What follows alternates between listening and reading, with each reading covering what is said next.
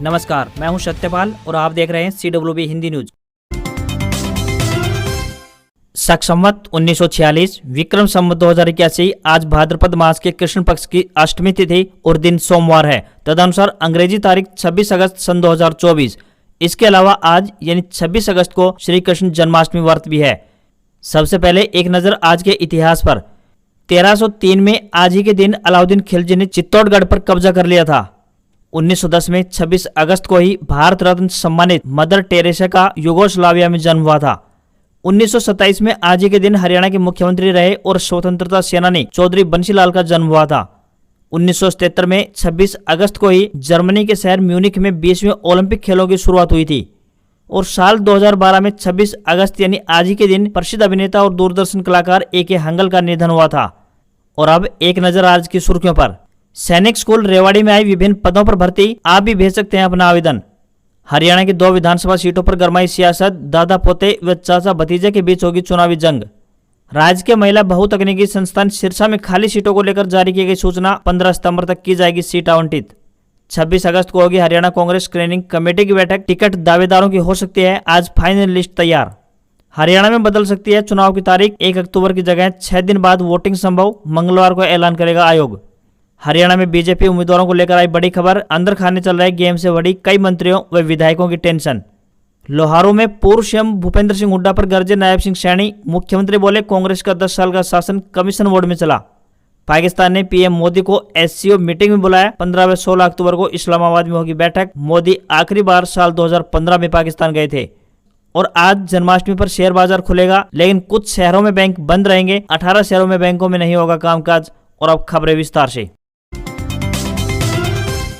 हरियाणा के हिसार जिले में स्थित चौधरी चरण सिंह हरियाणा कृषि विश्वविद्यालय के कृषि मौसम विज्ञान विभाग द्वारा मौसम पूर्वानुमान जारी किया गया है। इसके अनुसार आमतौर पर 31 अगस्त तक प्रदेश में मौसम परिवर्तनशील रह सकता है। इस दौरान मानसून ट्रफ सामान्य स्थिति से उत्तर की तरफ आने की संभावना बनी हुई है, जिससे कि मानसूनी हवाओं की सक्रियता में हल्की बढ़ोतरी दर्ज की जाएगी, जिसके प्रभाव से अगले 4 से 5 दिनों में बारिश की गतिविधियों में वृद्धि होने की संभावना बनी हुई है। राज्य के ज्यादातर इलाकों में 26 अगस्त की देर रात से 30 अगस्त के मध्य हवाएं चलने और गरज चमक के साथ कहीं कहीं हल्की से मध्यम बारिश की संभावना है। कुछ स्थानों पर तेज बारिश भी देखने को मिल सकती है। नौकरी ढूंढ रहे युवाओं के लिए खुशखबरी है। आपको बता दें कि रेवाड़ी सैनिक स्कूल की तरफ से विभिन्न पदों पर भर्ती के लिए आवेदन मांगे गए हैं। जो भी उम्मीदवार इन पदों के लिए इच्छुक हैं वे अपने आवेदन ऑफलाइन माध्यम से भेज सकते हैं। आपको बता दें कि भर्तियां कॉन्ट्रैक्ट आधार पर 1 साल के लिए की जाएंगी। जो भी उम्मीदवार इन पदों पर इच्छुक हैं वे डाक के माध्यम से अपने आवेदन भेजें। PEM या PTI कम मैटर्स महिला के लिए आवेदक 10वीं पास होनी चाहिए तथा अंग्रेजी वार्तालाप में कुशल होने चाहिए। स्नातक पास व BPED को प्राथमिकता दी जाएगी। वहीं म्यूजिक टीचर के लिए आवेदक संगीत विषय सहित स्नातक होनी चाहिए। तो वहीं TGT संस्कृत के लिए इलेक्टिव विषय संस्कृत में 50% अंकों सहित स्नातक व B.Ed तथा C.TET पास होने चाहिए। PGT बायोलॉजी के लिए बात करें तो botany, zoology, life science, bio science, genetics, microbiology, biotechnology या मॉलिक्यूलर बायो, प्लांट फिजियोलॉजी में से किसी भी विषय में कम से कम 50% अंकों सहित मास्टर डिग्री व स्नातक स्तर पर जूलॉजी व बॉटनी विषय हो तथा B.Ed डिग्री होनी चाहिए। वहीं काउंसलर के पदों के लिए मनोविज्ञान विषय सहित स्नातक या स्नातकोत्तर या फिर बाल विकास में मास्टर डिग्री या स्नातक या स्नातकोत्तर के साथ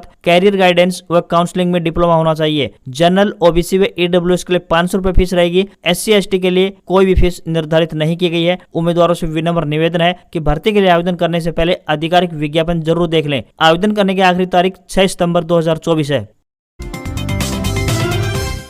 हरियाणा में कच्चे कर्मचारियों को पक्का करने को लेकर सुप्रीम कोर्ट में केस चल रहा है। इसका जवाब देने के लिए सरकार ने सभी विभागों, बोर्ड निगमों और स्वायत्त संस्थाओं से पिछले 44 वर्षों में हुई भर्तियों के हिसाब की मांग की है। इसके साथ ही यह भी पूछा गया है कि वर्ष 2014 के नियमितीकरण पॉलिसी के तहत कितने कर्मचारियों को पक्का किया गया और कितने कर्मचारी अब भी कच्चे हैं। कच्चे कर्मचारियों को पक्का नहीं करने का कारण क्या रहा है। 1980 में से अब तक की गई द्वितीय, तृतीय और चतुर्थ श्रेणी भर्तियों की पूरी जानकारी निर्धारित फॉर्मेट में कोर्ट में देने को कहा गया है।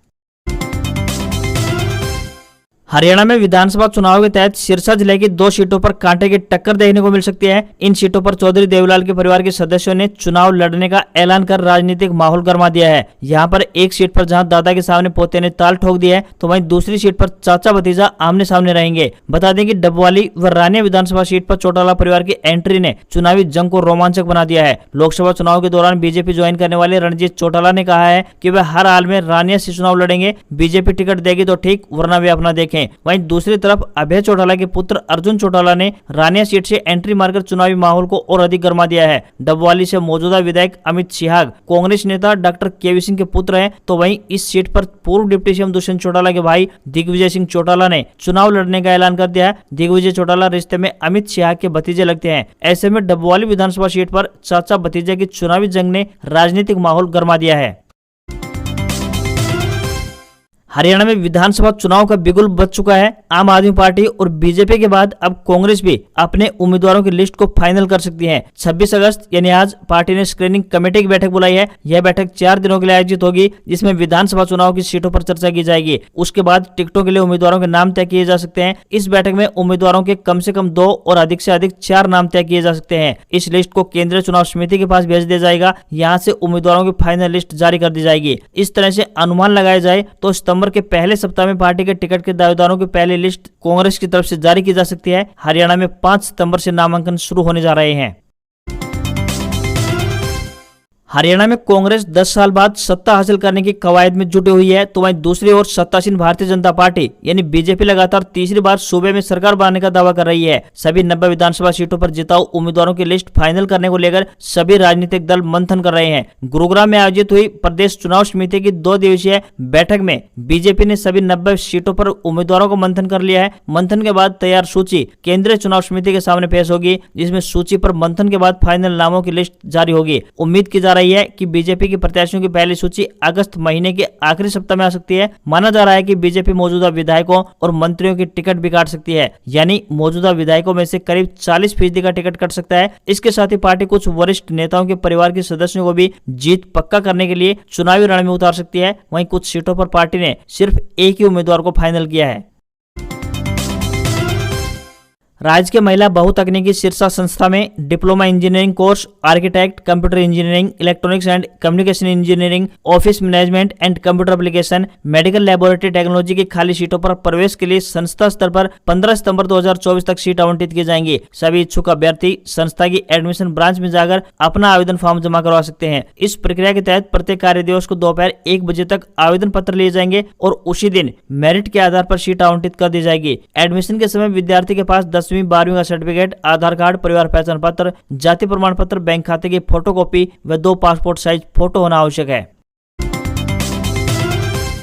हरियाणा में 1 अक्टूबर के लिए प्रस्तावित विधानसभा चुनाव की वोटिंग की तारीख बदल सकती है। भाजपा और इंडियन नेशनल लोकदल यानी INLD ने चुनाव आयोग को चिट्ठी भेजकर छुट्टियों और बिश्नोई समाज के धार्मिक कार्यक्रम का हवाला देकर तारीख बदलने की मांग की थी, जिस पर चुनाव आयोग विचार कर रहा है। संभावना है कि चुनाव आयोग हरियाणा में 1 अक्टूबर के बजाय 7 या फिर 8 अक्टूबर को वोटिंग कराए। ऐसा होने पर जम्मू कश्मीर की मतगणना की तारीख भी बदल सकती है। इस पर जो भी फैसला होगा चुनाव आयोग उसका मंगलवार यानी कल ऐलान करेगा। विधानसभा चुनाव की तारीख बदलने को लेकर बीजेपी के अलावा INLD और बिश्नोई समाज ने लेटर लिखे। इसके बाद चुनाव आयोग ने पत्रों का संज्ञान लिया है।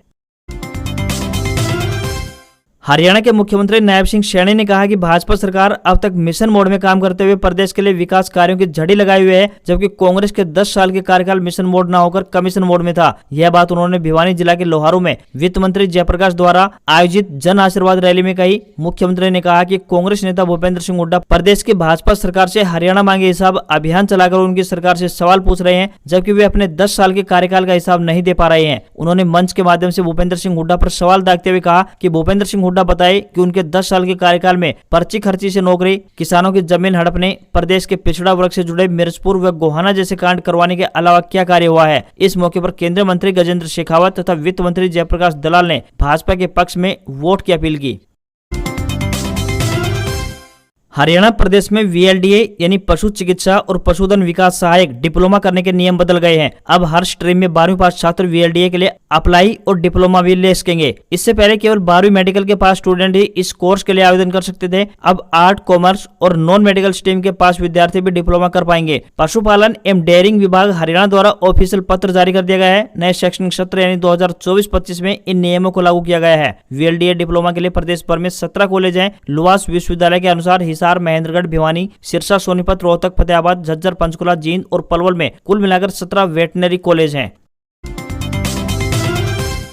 डॉक्टर्स की सुरक्षा की मांग को लेकर पीजीआई में धरने पर बैठे रेजिडेंट डॉक्टरों में रोष बढ़ता जा रहा है। उन्होंने बातचीत सिरे न चढ़ने के विरोध स्वरूप शनिवार की सुबह से ही आपातकालीन सेवाएं, ओपीडी और वार्ड में ड्यूटी बंद कर दी है। डॉक्टर्स ने धरना स्थल पर एकत्रित होकर पीजीआई प्रशासन के खिलाफ नारेबाजी की। देर रात तक डॉक्टर्स और अधिकारियों के बीच बातचीत का दौर चलता रहा। रेजिडेंट डॉक्टरों का कहना है कि अक्सर बाहरी लोगों की गाड़ियां कैंपस में आती हैं जो छात्राओं के साथ छेड़छाड़ करते हैं। इस प्रकार की कई घटनाएं हो चुकी हैं, लेकिन पीजीआई प्रशासन कोई ठोस कदम नहीं उठा पा रहा। गत दिवस भी बाहरी लोगों ने सुरक्षा कर्मियों से अभद्र व्यवहार किया। ऐसे में सुरक्षा कैसे संभव है? उन्होंने क्लोज्ड कैंपस की मांग करते हुए देर रात तक विरोध जारी रखा।